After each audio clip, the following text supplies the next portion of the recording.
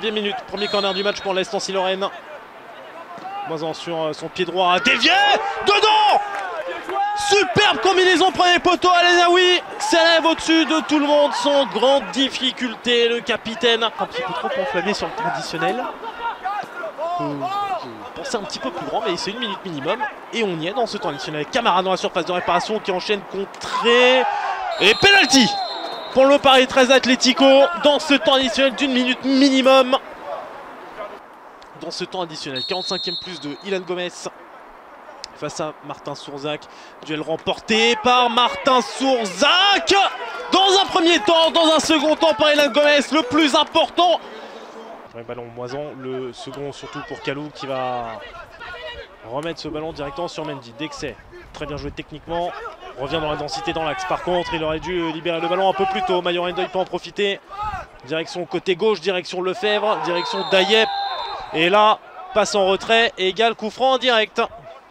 À la suite de cette erreur entre Dayep et Germain Sanou, vous offrez un ballon intéressant. Echeverria, Moisan et but. Un coup franc en direct, parfois c'est comme un penalty au 5,50 et parfois devient la réalité aujourd'hui. Campanès qui n'aura pas pu couper la ligne de passe. Phare, Sidibé qui a basculé sur le côté gauche, qui bascule dans la surface de réparation et qui a de la réussite sur cette frappe contrée par le nouvel entrant Pellegrini. 83e minute, le Paris 13 Atlético revient encore dans le coup.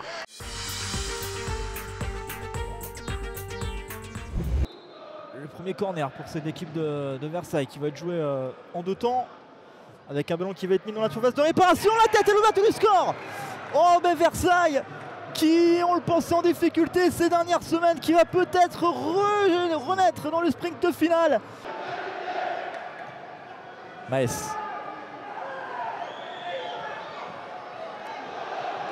Maes qui a réussi là l'exploit personnel, qui peut trouver Gommel qui résiste au tacle, au 102e poteau.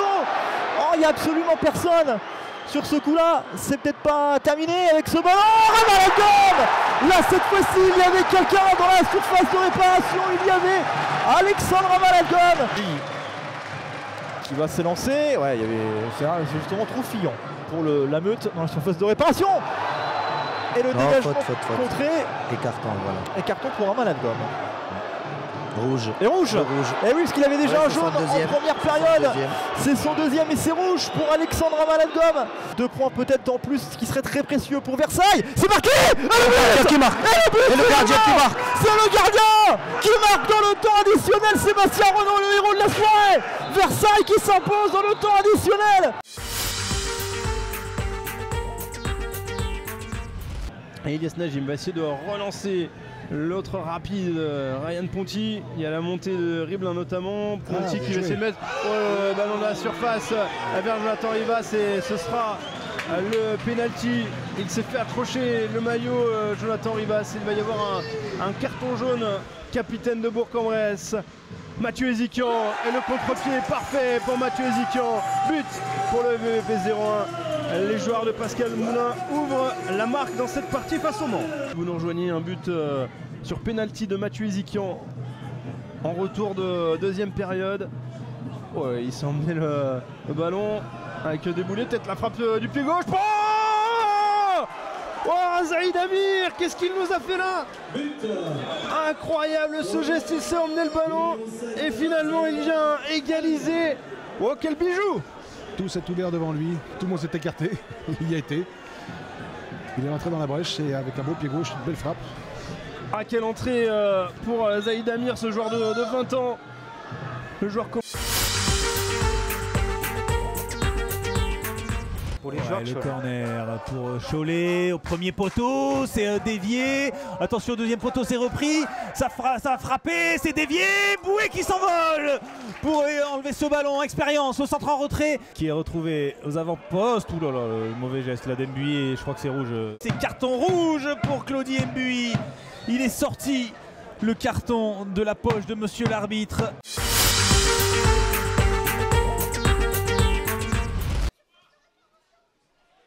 La balle en profondeur pour Outonji, il n'y a pas de hors-jeu a priori, donc ça va jouer.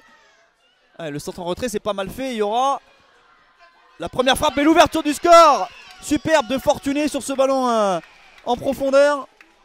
Et ça fait un 0 pour Orléans. On venait juste de dire qu'il n'y avait pas eu de frappe cadrée.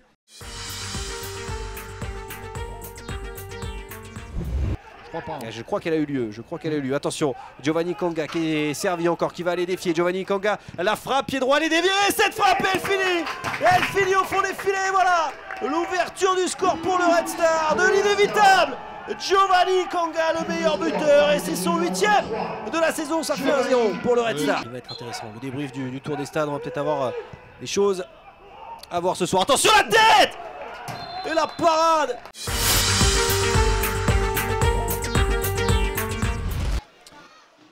Hicham Benkaïd pour renverser à gauche, c'est bien vu, ce ballon enveloppé pour aller chercher Benaïm. Benaïm qui a le temps de centrer, il y a Benkaïd qui est à la retombée. Il est à l'origine et à la finition de l'action pour marquer son 10e but de la saison. Hicham Benkaïd 1. Il a un peu tardé à lui donner cette balle et il l'a stoppé le Ntolatio, mais c'est Sabri qui a récupéré, pas pour longtemps et pas de faute signalée. Romain Basque qui peut tenter sa chance, peut-être long ballon vers Ndour. Et l'égalisation de la Berrichonne. Ce but marqué non pas par Ndour mais par Benjaloud Youssouf, le meilleur buteur Castelroussin.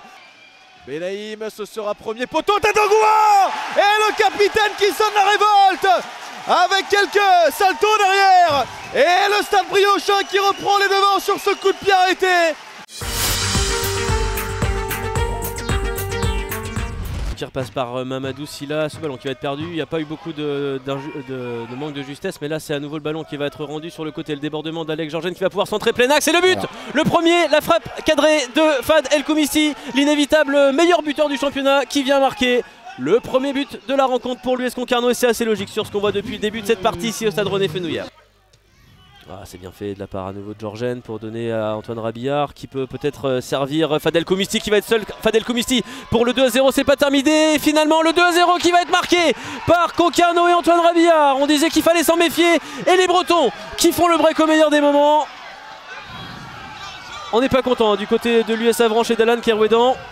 Et le ballon qui va être gratté et bien gratté là par Antoine Rabillard, qui est plus qu'un attaquant. Et attention à Fad El Khoumissi qui peut être servi dans la profondeur. Il va se tromper Makutungu et la frappe de El Khoumissi qui va marquer le 3e but, le doublé de Fad El Khoumissi. Le succès total ce soir pour Concarneau qui, quoi qu'il arrive, va prendre la tête du championnat en attendant évidemment le choc de lundi entre Martigues et Dunkerque.